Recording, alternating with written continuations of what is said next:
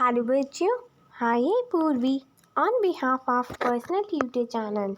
आज हम लोग class 8 social and political studies it means civics का चैप्टर नंबर 8 कॉन्फ्रंटिंग मार्जिनलाइजेशन पढ़ने वाले हैं। तो बच्चों let's start. In the previous chapter, we read about two different groups and the experience of inequality and discrimination. Last chapter में हम लोगों ने पढ़ा दो अलग अलग ग्रुप्स, उनके एक्सपीरियंस, इनइक्वालिटी पर उनके क्या एक्सपीरियंस थे और डिस्क्रिमिनेशन क्या थे. So through the powerless such groups have fought, protested and struggled against being excluded or dominated by others. जैसे कि एक ग्रुप के लोग बहुत पावरलेस थे, मतलब उनके पास कोई पावर्स नहीं थी, तो उनको बहुत स्ट्रगल करना पड़ा उन So they have attempted to overcome the situation by adopting a range strategy in their long history.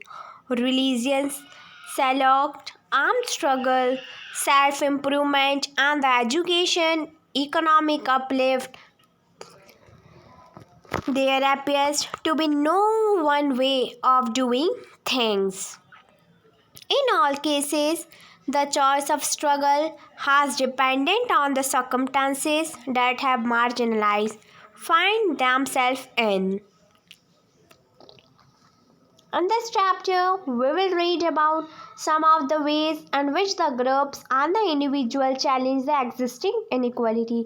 इस चैप्टर में हम लोग पढ़ेंगे कि किस प्रकार कोई एक ग्रुप या कोई इंडिविजुअल किसी दूसरे को इनइक्वलिटी भेदभाव से देखता है. Such as Adivasis, Muslims, Dalits, women and the other marginal groups argue that simply by being a citizen of a democratic country they possess equal rights that must be respected. So ये सारे लोग भी, चाहे वो आदिवासी हो, दलित हो, वुमेन्स हो या मुस्लिम हो, वो भी इस डेमोक्रेटिक कंट्री के सिटीज़न है, तो उनके पास भी इक्वल राइट है और उनके राइट को भी रिस्पेक्ट दी जानी चाहिए. Many among them look up to the Constitution to address their concern. On this chapter, we will see why the Constitution of India is something that is marginalized group invoke in the course of their struggle. कि कैसे constitution होने के बाद भी, इतने rights होने के बाद भी कुछ लोगों को स्ट्रगल करना पड़ता है अपना हक पाने के लिए.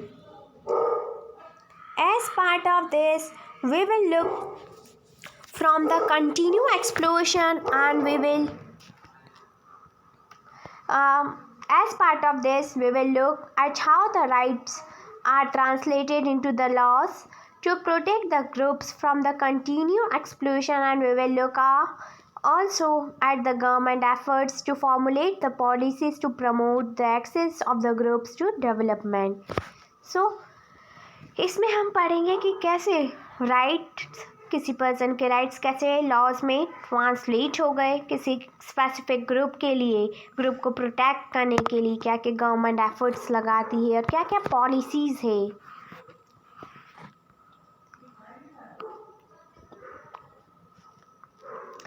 Invoking fundamental rights.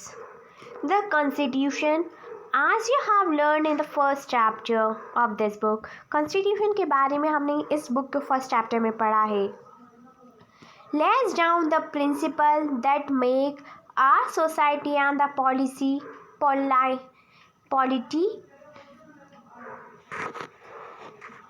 democratic.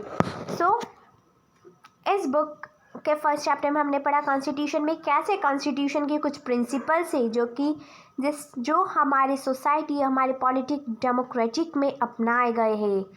They are defined in and through the list of fundamental rights that are an important part of the Constitution. इस वजह से जो फंडामेंटल राइट्स की जो लिस्ट है वो कैसे कॉन्स्टिट्यूशन में एक बहुत ही इम्पोर्टेंट रोल प्ले करती है. These rights are available to all the Indian equally. ये जो राइट्स है सभी इंडियंस को इक्वली मिले हैं. As far as the marginalized are concerned, they have drawn on this right in the two ways. First, by insisting on their fundamental right, they have forced the government to recognize the injustice done to them. Secondly, they have insisted that the government enforce this law. In some instances, the struggle of the marginalized have influenced the government to frame the new laws in keeping with the spirit of the fundamental rights. Article number 17 of the Constitution states that untouchability has been abolished. What this means is that no one can henceforth prevent the Dalit from educating themselves, entering temples, using the public facilities, etc. It also means that it is wrong to practice untouchability and that this practice will not be tolerated by the democratic government. In fact, untouchability, it means छुआछूत, is a punishable crime now. Here is the column. The term Dalit, which means broken, is used deliberately and actively by the groups to highlight the centuries of discrimination they have the experience within the caste system. There are other sections in the Constitution that help to strengthen the argument against the untouchability. For example, Article 15 of the Constitution notes that no citizen of India shall be discriminated against on the basis of religion, race, caste, place of birth. And you have learned a lot about this in your class 7th textbook in the chapter on equality. This has been used by the Dalits to seek the equality where it has been denied to them. Therefore, Dalits can invoke or draw on our fundamental rights in the situations where they feel that they have been treated badly by some individual or by the community or even by the government. They have drawn the attention of the Government of India to the Constitution, demanding that the government abide by it and do justice to them. Likewise, other minority groups have drawn on the fundamental rights section of our Constitution. They have particularly drawn upon the rights to freedom of religion and cultural and the educational rights. In the case of cultural and the educational rights, distinct cultural and the religion groups like the Muslims and the Parsis have the right to be the guardian of the content of their culture, as well as the right to make the decision on how best this content is to be preserved. Thus, by granting the different forms of cultural rights, the Constitution tries to ensure the cultural justice to such groups. The Constitution does this so that the culture of this group is not dominated nor wiped out by the culture of the majority community. The poem below is written by the Soyabai, the wife of the well-known Bhakti poet Chokarla Mehra from the 14th century Maharashtra. They belong to the Mahar caste, which was at the time considered untouchable. A body is unclean, they said, only the soul is untainted. But the impurity of the body is born within the body. But by the ritual does the body become pure. Not a creature has been born except in the bloody worm. This is the gloomy of God. Defilement exists within. The body is polluted from within. Be sure of it. It says that Mahari Chokra. Suryabai is questioning the idea of purity and arguing that since every human is born in the same manner, there is nothing that makes one body less or more pure than the other. She is possibly also trying to say that pollution, a key tool of the caste system to separate or deny the people access to space, work, knowledge, and dignity, occurs not through the nature of work done but from within, from your thoughts, values, and beliefs. Laws for the marginalized. As you have read, the government laws to protect its citizen. जैसे कि हम लोगों ने पढ़ा कि government laws बनाती है उनके सिटीज़न यानी कंट्रीमैन्स को प्रोटेक्ट करने के लिए. At this is not the only way in which it take the action. सिर्फ यही एक तरीका नहीं रहता जिससे वो कोई एक्शन परफॉर्म करती है. There are specific laws and policies for the marginalize in our country. हमारी कंट्री में कुछ और भी लॉज और पॉलिसीज़ है. There are policies or the schemes that emerge through the means like setting up a community or by taking a survey, etc. The government then makes an effort to promote such policies in order to give the opportunity to the specific groups. First is promoting the social justice. As a part of their effort to implement the constitution, both state and the central government create the specific schemes for implementation in the tribal area or in the areas that have a high Dalit population. For example, the government provides for the free or subsidized hostels for the students of the Dalit and the Adivasi community so that they can avail of education facility that may not be available in their localities. In addition to providing the certain facilities, the government also operates through the laws to ensure that concurrent steps are taken to end the inequity in the system. One such law policy is the reservation policy that today is both significant and highly continuous.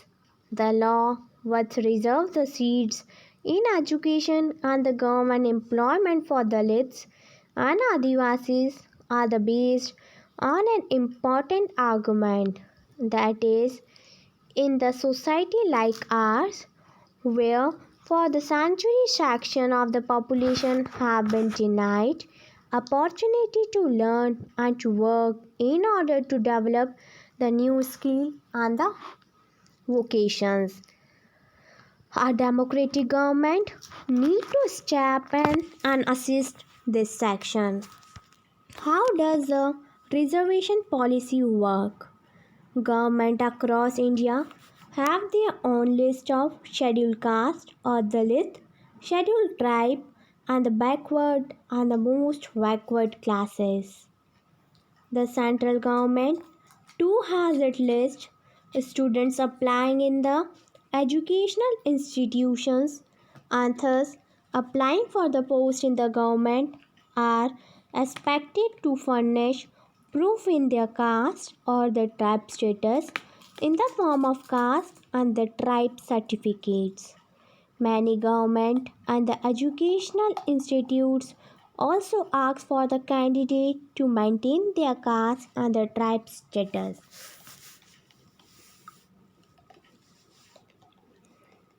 If a particular Dalit caste or a certain tribe is on the government list, then a candidate from the caste or the tribe can avail to the benefit of the reservation. For admission to the college, especially to the institution of the professional education, such a medical college, government defined a set of cutoff marks. This means that not all the Dalits and the tribals candidate can qualify for the admission, but only those who have done reasonably well and secure the marks above the cutoff point. Government also offer the special scholarships for the students. In your class 9th political science textbook, you will read more about the and reservation for the backward classes.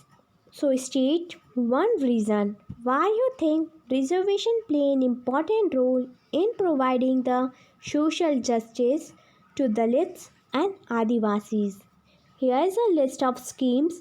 What is the scheme about and how do you think it will help promote social justice? So the first is scholarship for the students, special police stations, special schemes for girls in the government school.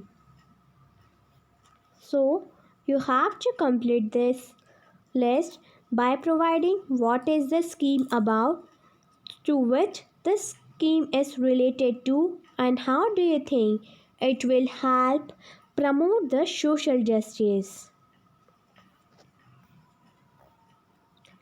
Protecting the rights of Dalits and Adivasis.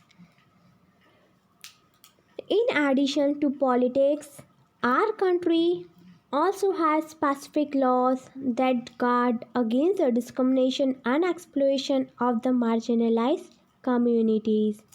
Let us read the following case study adaptation from the real life account to understand the Dalit use the protection that the laws provide. The villagers of Jakmalgar are gearing up for a big festival. Once in 5 years, the local deity is honored and the priest for 20 neighboring villages come for the 5-day event. The ceremony begins with a member of the Dalit community washing the feet of all the priests and then bathing in the water used for this. In Jakmalgarh, the person who performed these tasks belonged to the Ratnam family. His father and grandfather both have performed the same task before him. Though they are never allowed to enter the temple, this ritual was viewed as a great honor bestowed on them on this special occasion. Now it was a Ratnam Chand. Ratnam was all of 20 years studying engineering in the nearby college. He refused to perform the ritual. He said that he had no faith in this practice and his family members were forced to perform this ritual because they were Dalits. Ratnam's refusal angered both the powerful caste in the village and some families from his own community. The powerful caste were shocked that such a young boy has the guts to refuse. They believed that it was Ratnam education which allowed him to imagine that he could start comparing himself with them. Those from Ratnam's own caste were fearful of angering the power. Many worked on this field as the daily wages labor. If the dominant caste decided to not call them, then what would they earn? How would they survive? They also declared that the Vrata of the local GT would strike them if they refused to give in. Ratnam argued that given that not a single Dalit have even entered the temple, how could the Ditri be angry with them? So, here's a picture of Kabir's. You may have read the Kabir's poem in your language textbook. Kabir was a 15th century poet and a weaver who also belonged to the Bhakti tradition. Kabir's poetry spoke about his love for the Supreme, being free of ritual and priest. It also expresses his sharp and pointed criticism of those he saw as powerful. Kabir attacked those who attempted to define individuals on the basis of their religion and the caste identity. In his view, every person had the ability to reach the highest level of spiritual salvation and the deep knowledge within themselves through his own experience. His poetry brings out the powerful idea of the equality of all the human beings and their labors. He writes about valuing the work of the ordinary potter, the weavers, and the women carrying the water pots. Labor that in his poetry becomes the basis of the understanding the entire universe. His direct, courageous challenge inspired many, and even today, the Kabir's poetry is sung and appreciated by the Dalits, marginalized group, and those critical of the social hierarchies in the UP, Rajasthan, Punjab, Madhya Pradesh, Bengal, Bihar, and Gujarat. The powerful caste decided to teach the Ratnam a lesson.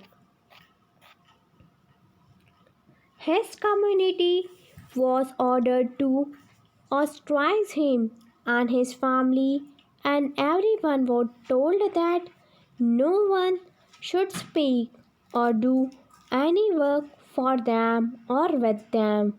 One night, some man entered this part of the village and set his hut on fire. He managed to escape with his mother. Ratnam then went to file a case in the local police station under the Scheduled Caste and the Scheduled Tribe Prevention of Atrocities Act 1989. Other Dalit family still did not come out in his support as they were scared that similar fate might await them if they spoke out. The case was picked up by the local media that led to many journalists visiting the village. Ratnam was written about a symbol of Dalit action. The ritual was called off, but his family was forced to move out as they continued to be ostracized by the powerful caste in the village. In your opinion, does the force put on the Ratnam to perform this ritual violate his fundamental rights. Why do you think the Dalit families were afraid of angering the powerful caste? The Scheduled Caste and the Scheduled Tribe Prevention of Atrocities Act 1989. Ratnam sought the support of law, filing his complaint under the above law to act to protect against the domination and the violence of the powerful caste and his village. This act was framed in 1989 in response to demand made by the Dalits and the others that the government must take seriously the ill treatment and the humiliation Dalits and the tribal groups face in everyday sense. While such treatment had persisted for a long time, it has acquired a violent character in the late 1970s and in the 1980s. During this period, in the part of southern India, a number of assertive Dalit groups came in to bring and assert their rights. They refused to perform their so-called caste duties and insisted on being treated equally. Like Ratnam, they refused to follow the practice located in the humiliation and the exploitation of Dalits. This resulted in the more powerful caste unleashing the violence against them in order to indicate to the government that untouchability was still being practiced, and in the most hideous manner, Dalit groups demanded the new laws that would list the various sorts of violence against the Dalit and prescribe the stringent punishment for those who indulged in them. Likewise, throughout the 1970s and the 1980s, Adivasis people successfully organized themselves and demanded equally rights for their land and their sources to be returned to them. They too had to face the anger of the powerful social groups and were subject to a great deal of violence. That is why this act contains a very long list of crimes, some of which are too horrible even to contemplate. The act does not only describe the terrible crimes but also lets people know what dreadful deeds human beings are capable of. In this sense, laws such as this seek to both punish as well as to influence the way we think and act. The Act distinguished the several levels of the crime. Firstly, it lists the modes of humiliation that are both physically horrific and the morally reprehensible and seeks to punish those who forced a member of a scheduled caste or the scheduled tribe to drink or eat any inedible or the obnoxious substances. Second is possibly remove the clothes from the people from the persons of a member of the scheduled caste or the scheduled tribe, or parade him or her naked or with painted face or body, or commits any similar act which is derogatory to the human dignity. Secondly, it lists the actions that disposes the Dalit and Adivasis of their merged sources, or which force them into performing the slave labor. Thus, this act sets out to punish anyone who wrongfully occupies or cultivates any law owned by or allotted to a member of scheduled caste or a scheduled tribe, or to get the land allotted to him transferred. At another level, the Act recognizes that the crime against the Dalit and the tribal women are of a specific kind and therefore seeks to penalize anyone who assaults or uses a force on any woman belonging to the scheduled caste or scheduled tribe with intent to dishonor her. Can you list two different provisions in the 1989 Act? Look at the glossary and write in your own words, what do you understand by the term morally reprehensible? Pandit, look in your heart for knowledge. Tell me where untouchability came from, since you believe in it. Mix red juice, white juice, and the air. A body bakes in a body. We eat by touching. We wash by touching.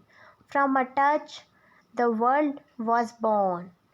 She who's untouched, asks the Kabir, only she who is free from delusion. In this poem, Kabir is challenging the priest by directly questioning at him about where the untouchability came from. He asks the priest to look for the knowledge in his heart and not in the scriptures. Kabir goes on to describe how every human body is made of the blood and the air and has spent 9 months in the mother's womb. And this everything in the world is created by touching something, whether it is a pouch, a human being, or a painting. He takes the word untouchable and gives it a very different meaning. He exclaims that untouchability is the highest state of knowledge. It means not be touched by the narrow, limiting ideas. Therefore, Kabir finally turns the idea of untouchability on its head from the lowest to the highest state that a human being can achieve.